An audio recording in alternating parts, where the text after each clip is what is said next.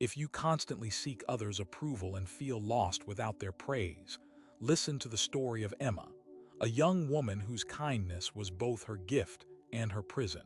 In a bustling city filled with endless faces and endless crowds, lived Emma, who, Emma woke to the gentle hum of the city stirring outside her window.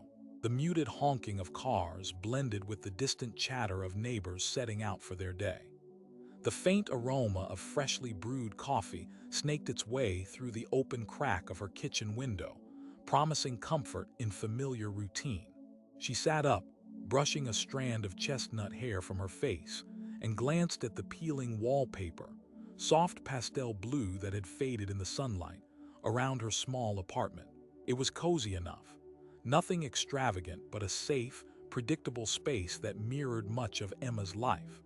Emma was known among friends and colleagues as the person who always said yes. Need a favor? She's your girl, feeling down. She has a listening ear ready. She never raised her voice or said no outright. Her smile was easy, her voice soft, her heart open. She gave so much she sometimes forgot what she herself wanted. This morning was no different. As she prepared her tea, she replayed her plan for the day. A morning meeting with her boss, a lunch with a client she barely liked, then an evening shift volunteering at the local shelter. Her calendar was packed. She had said yes to everything again. Her phone buzzed before she could even finish pouring cream into her cup. A message from her friend Claire popped up. "Can you come early tonight? I really need someone to talk to." Emma's fingers hesitated. She was tired, but Claire was always so earnest, so vulnerable. The kind of friend she couldn't bear to disappoint. With a sigh she typed back, "Of course, I'll be there." She looked out the window, watching a group of workers sweep leaves from the sidewalk. The city was alive, vibrant, but in a way that made Emma feel invisible, like a small leaf caught in a vast, fast-moving river. She pushed the feeling aside. It wasn't about her. It never was. At work, Emma's quiet nature was both a strength and a soft spot. Her boss, Mr. Lawrence, often leaned on her to smooth over conflicts or calm frustrated clients. She did this well, always walking the tightrope between being firm and gentle. But lately, Emma had noticed a subtle shift in herself. Behind the mask of calm, a growing exhaustion hummed through her bones. Her evenings blurred together in a haze of late-night texts and last-minute errands for others. The aching in her shoulders was becoming a familiar companion. One afternoon, as she packed up her desk, her coworker Sam leaned over, lowering his voice. "Emma, you okay? You look wiped out." She forced a smile.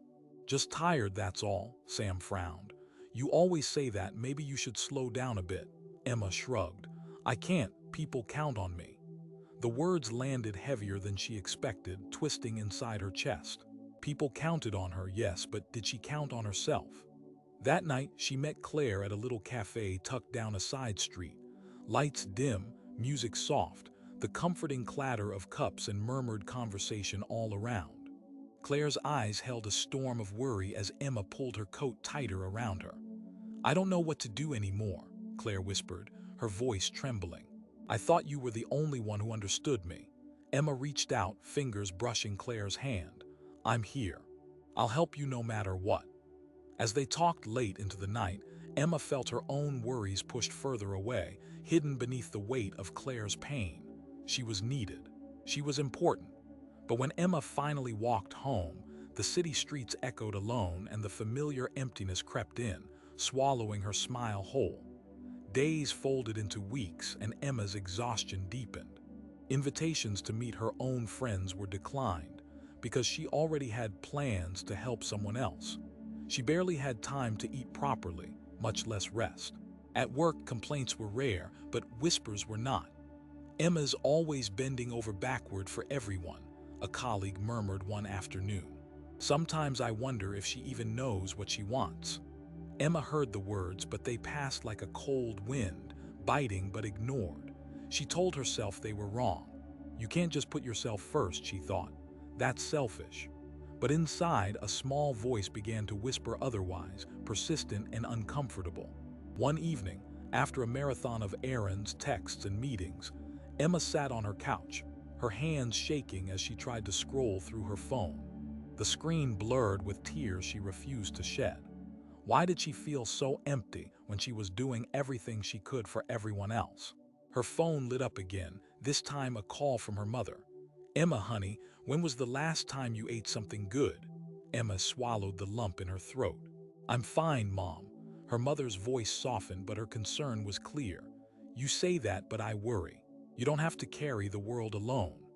Emma hung up and sank deeper into the couch cushions, the weight of loneliness pressing down like a cellar door closing tight. Then came the breaking point. It was a Friday evening, and Emma was scheduled to meet a friend for dinner, a rare event she had actually looked forward to. But then, without warning, Julia, another friend, sent a desperate text. "Can you come pick me up? I'm stuck at the station and scared." Emma's heart clenched. Julia was fragile, struggling through a dark time. The thought of leaving her alone terrified Emma far more than missing her own plans. She sent a swift message. "I'm on my way." Her friend's dinner was forgotten. When Emma finally pulled Julia into her apartment at nearly midnight, she collapsed onto the sofa, her body aching with fatigue. Her phone buzzed again, this time from her boss. "Emma, can you stay late? We've got a crisis." She stared at the message, the edges of panic creeping in. No, not tonight. Not again. She wanted to say no, but the words clamped shut. She was the dependable one, the steady hand everyone needed. "I'll be there," she whispered, though her voice was barely audible. At work, the night dragged on. A tense client shook his finger. "Why isn't anyone else stepping up? Emma, can't you make this easier?" Emma nodded, forcing another smile. Her hands trembled slightly, her spirit fraying. When she finally returned home, the city sky had turned a cold, indifferent gray. She dropped her bag by the door and sank to the floor, the silence pressing in from all sides. Her phone lit up again, but this time it was a message she didn't expect. "You don't always have to be the hero." The words hit her like a storm. Hero, was that what she was? Or was she lost somewhere in the endless chase to please? A week later, at a small art gallery downtown, Emma found herself aimlessly wandering among paintings splashed with bold colors and frightened faces frozen in brush strokes. The scent of linseed oil and turpentine hung in the air, mixing with the murmur of visitors admiring work. She paused by a portrait that pulled at something deep inside, a woman staring not at the viewer but beyond, searching, aching. "Beautiful, isn't it?" said a voice behind her. Emma turned, startled by the presence of an older woman with silver hair tucked behind one ear and eyes that seemed to twinkle with quiet strength. The woman smiled warmly. "I'm Grace," she said, extending a hand with gentle confidence. Something about Grace was different. She didn't rush to fill empty silences with words. Her gaze was steady, piercing through the layers Emma wore like armor. "I'm Emma," she replied, shaking the outstretched hand. "Tell me," Grace began softly, "why do you think you've been carrying so much weight on your shoulders?" Emma blinked, caught off guard. "I don't know, I just want to help." "I don't think I can say no." Grace nodded thoughtfully. "And if you do say no, what do you fear might happen?" Emma's throat tightened. She hesitated, unsure even to admit it to herself. "That people won't like me, that they'll stop needing me." Grace's eyes softened. "People's approval can feel like air to breathe, until it's the only breath you take." Emma felt a strange mixture of relief and fear. For the first time, someone else was naming the invisible chains around her heart.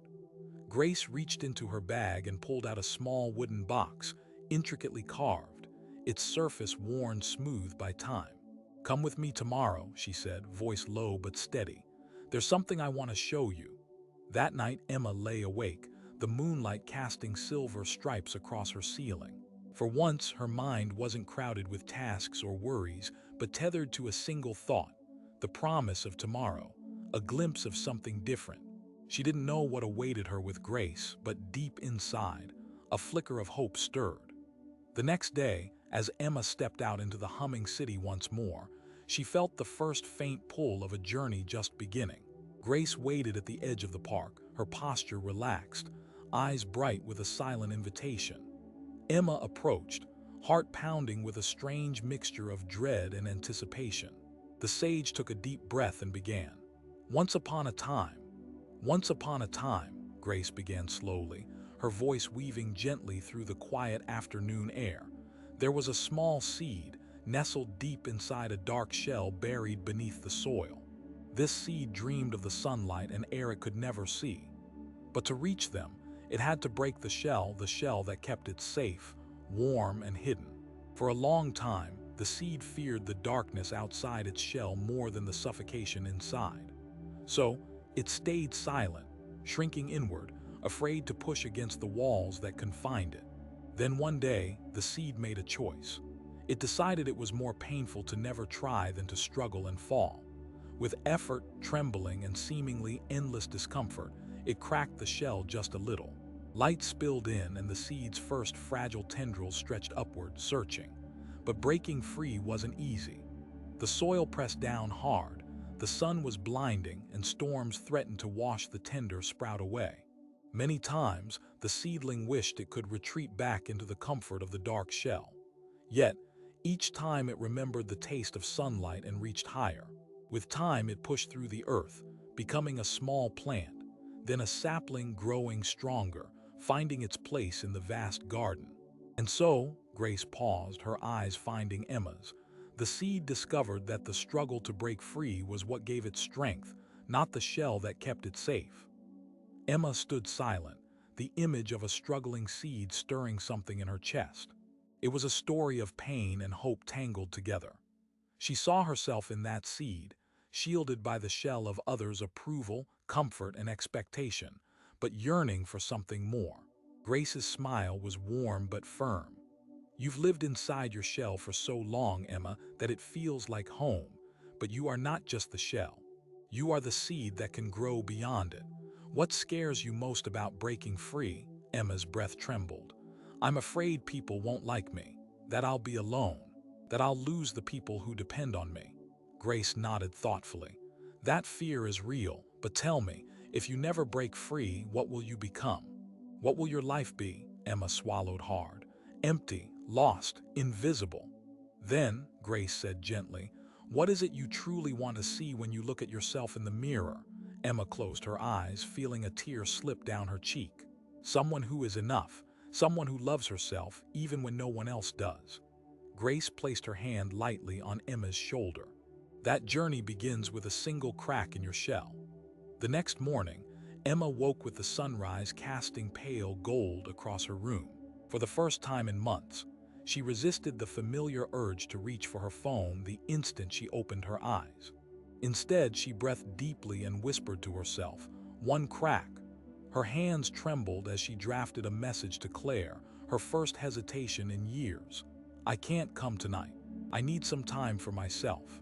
Her finger hovered over send, doubt swirling. But then, a steady calm told her to press the button. It wasn't the end of her kindness, just a new beginning. A small but courageous choice to honor herself. That day was difficult. At work, when a client complained sharply, Emma felt the old impulse to soothe and fix, but also a new voice reminding her to set limits. When asked to stay late, she took a breath and said, I'm sorry, I have plans. Surprise flickered in her boss's eyes, but Emma felt an unusual lightness. That evening, alone in her apartment, she turned off her phone early and sat quietly, noticing the unfamiliar stillness. Loneliness whispered at the edges, but so did a new feeling, freedom. The first week was a battle. Old habits tugged relentlessly. Guilt, the loudest voice of all, told her she was selfish, irresponsible, uncaring. Texts piled up. Friends and colleagues wondered where she'd gone. Emma fractured between wanting to please and yearning to breathe. One night, exhaustion nearly won. She almost gave in to a last-minute request from Julia. But then the image of the seed cracking its shell blossomed in her mind. Slowly, she whispered, no, I am enough, I am allowed. Weeks turned into a month. Friends noticed a change, not that Emma was less kind, but that she was more herself. When Claire asked why she wasn't always available, Emma smiled softly and said, because I'm learning to take care of me too. Her mother called one evening and commented on her brighter voice, the calm it carried. One afternoon, Emma was invited to speak at a small meetup about balance and self-care. It felt strange, scary even to be in the spotlight. But as she shared her journey honestly, hearing others nod and whisper, "Me too," a new connection rooted itself inside her. It wasn't perfect. Emma still stumbled, still felt unsure. One particularly tough day, a colleague criticized her for dropping the ball on a favor. For a moment, self-doubt gnawed at her. But then she remembered the seed's struggle. No one grows without some cracks, she told herself firmly. Months later, Emma sat in the same art gallery where she had met Grace. This time, the painting of the woman staring beyond didn't feel like a reflection of her suffering, but of her hope. Grace approached quietly. "You've learned to crack the shell," she said. "Do you feel the light now?" Emma's smile was steady. "I do. It's still fragile, but it's mine," Grace nodded. "The people who love you will stay, and the rest, they were never really part of your garden." And so, Emma discovered that breaking free from the need for others' approval is not a single moment, but a journey of small choices, each one a crack in the shell that once imprisoned her.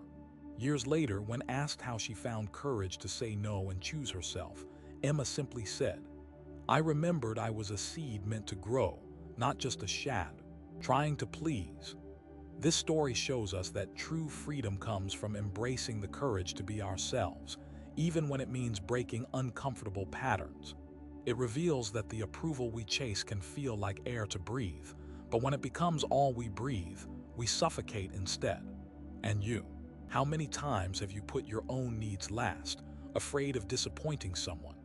How many moments slipped away while you worried about being liked? As Emma learned, freedom isn't about rejecting kindness or shutting people out. It's about understanding that your value isn't measured by how much you give to others, but by the respect, love, and care you give yourself. You don't need to change everything overnight. Start with one small step. Say no when you're overwhelmed. Honor one moment for yourself today. Tomorrow, take another.